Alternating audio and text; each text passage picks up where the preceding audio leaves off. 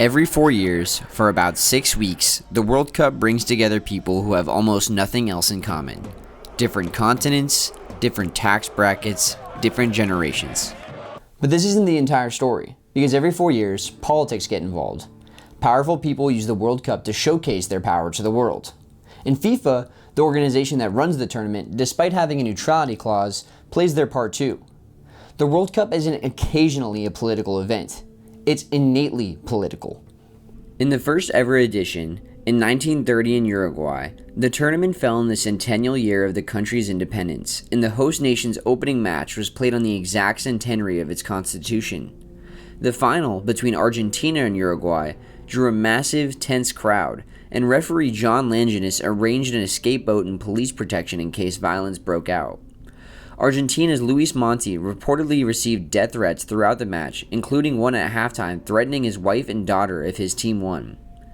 Uruguay won, and the real violence followed in Buenos Aires, where rioters stoned the Uruguayan consulate. The 1934 edition was held in Mussolini's fascist Italy and used to showcase the power of fascism. The Italian team represented fascism, whether intentional or not, and became a source of pride for Mussolini. There are long-standing allegations that officiating favored the Italians in this tournament, with the same referee, Ivan Eklund of Sweden, working both the semi-final and the final. At 28, he was the youngest official in the tournament. Despite no concrete evidence, there are long-standing claims that he was paid off, with critics pointing to a reported meeting with Mussolini before the tournament and an all-expenses-paid stay in Capri the Italian Federation arranged for him afterward. In 1978, Argentina's military junta hosted the tournament amid the Dirty War, in which human rights groups estimate as many as 30,000 people were forcibly disappeared. In another allegation of corruption, junta leader Jorge Videla is said to have entered Peru's locker room before their 6-0 loss to Argentina, a result that sent the host through to the final on goal difference. And in the 2026 World Cup, politics have played their part again. From Iran playing in the same country that it's at war with, to visa issues for fans and officials alike, to Valerian Balogun avoiding suspension despite a red card that should have kept him out, FIFA and its president Gianni Infantino have had no shortage of controversy surrounding their biggest event. Iran was one of the 2026 tournament's hottest topics. Before the tournament even began, several members of Iran's delegation were denied visas ahead of December's draw, prompting the federation to threaten a boycott. From there, things only worsened, with the war between the American hosts and Iran beginning in February. As the tournament grew closer, some believed Iran would boycott the tournament entirely, although they ultimately decided to play. However, the conditions they were under were less than ideal. Many staff members and federation officials were denied visas, with the team ultimately deciding to base in Tijuana, despite not playing a single game in Mexico. The team was only allowed to enter the USA 24 hours in advance of their matches, a window that would eventually grow to 48 ahead of their final group match against Egypt in Seattle. Captain Mehdi Taremi would call the tournament a disaster, accusing FIFA and Infantino directly, saying Infantino had personally visited Iran's locker room after their first match and promised things would improve, then failed to follow through. Outside of this, Iran's World Cup was marked by protests outside of stadiums, as we saw ourselves in Seattle. Many demonstrated with the pre-1980 Lion and Sun flag, which was banned by FIFA, who called it political. Iran's campaign at the 2026 World Cup was marked by too many political hurdles to overcome, and ultimately ended in heartbreak, eliminated on goal difference the day after a 1-1 draw with Egypt in Seattle. A further shadow cast over the World Cup was the visa issues experienced by fans from several nations. Fans from Iran, Haiti, Senegal, and Ivory Coast were all banned from entering the country. Fans from several other nations had visas denied. Scottish fan Michael Wright had his ETSA status flipped from approved to pending to travel not authorized just 1 hour before his flight, right as Scotland's tournament opened with a match against Haiti, one of the nations already banned outright. Fans from 5 nations who were subjected to a program in which they were forced to pay up to $15,000 bonds were able to avoid the high prices following the suspension of the bond for fans who had purchased tickets through the FIFA Pass system. Elsewhere, Somali referee Omar Artan, despite holding a valid U.S. visa and being formally selected by FIFA as a tournament official, was denied entry at Miami International Airport over what officials called vetting concerns. Iraqi forward Ayman Hussein was detained for nearly 7 hours upon arrival at Chicago O'Hare, while the team's photographer, Talal Salah, was held even longer, over 10 hours, before being denied entry entirely and sent home. A visa didn't guarantee entry. A FIFA credential didn't guarantee entry. For fans, players, and officials alike, none of it seemed to matter. As the tournament unfolded, things seemed normal. The level of football being played was high, and fans were having fun despite the aforementioned exclusion of some. It would turn out something else entirely could make all the difference. All three host nations performed well in the group stage, with Canada, Mexico, and the United States all advancing to the round of 32. The United States, fresh off of winning their group, faced Bosnia. Through 63 minutes, all was going to plan, with star forward Valerian Balogun striking in the 45th minute to put the US ahead. But then came the moment that has defined the tournament for many. In the 64th minute, Balogun stepped on Bosnian defender Tariq Maharamovic's ankle and was given a straight red card. Arguably the best American player of the tournament was out for the rest of the game and was set to miss the round of 16 clash following the Americans' victory. And then, one day before their clash against Belgium, FIFA dropped a bombshell. Balogun's red card had been suspended, with FIFA's disciplinary committee invoking Article 27.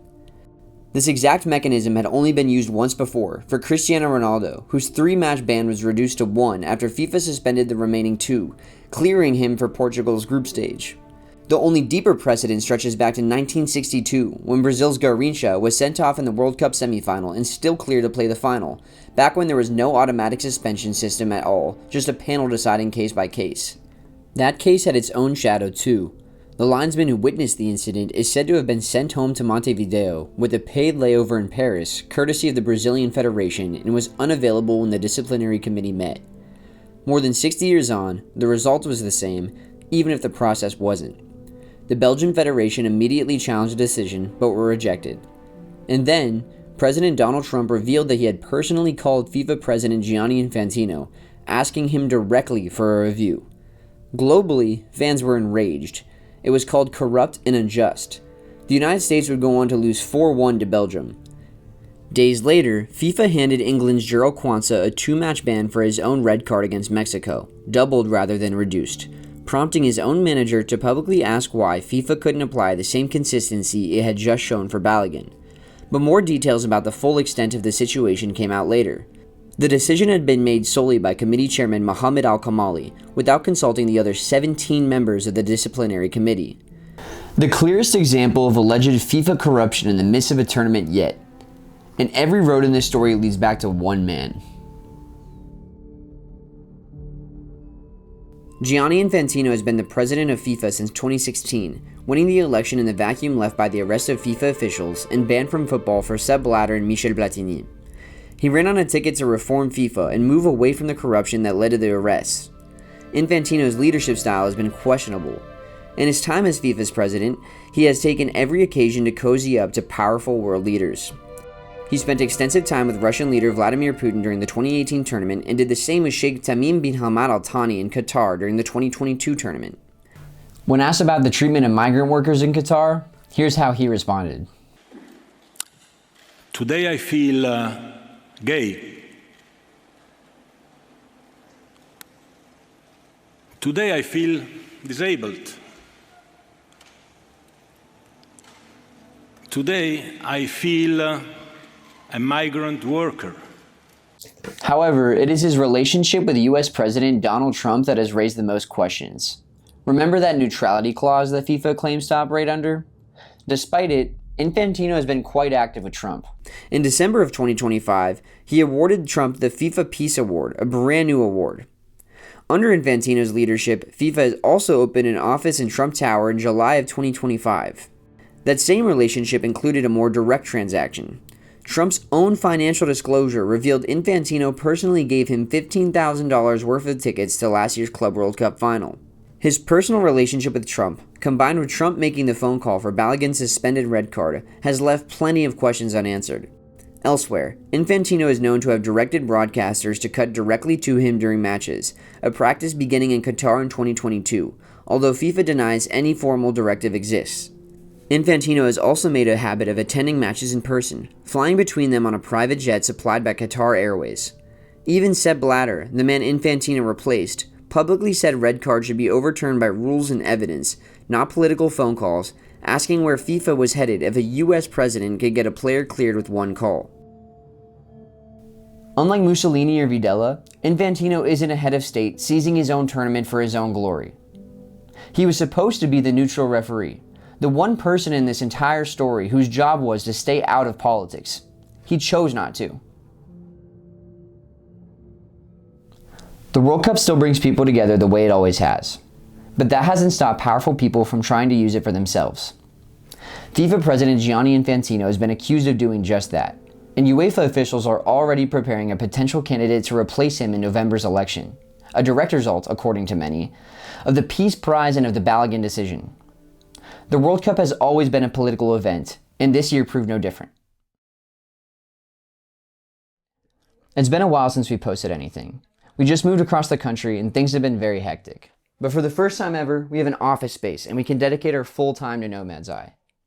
This video is a little different from content that we've previously published, but with the World Cup being held in our own country, we felt compelled to talk about it. Over the next few weeks and months, we're going to be working hard to release content from Argentina and Panama. Thank you for all your support, and if you enjoyed this one, leave it a like and subscribe.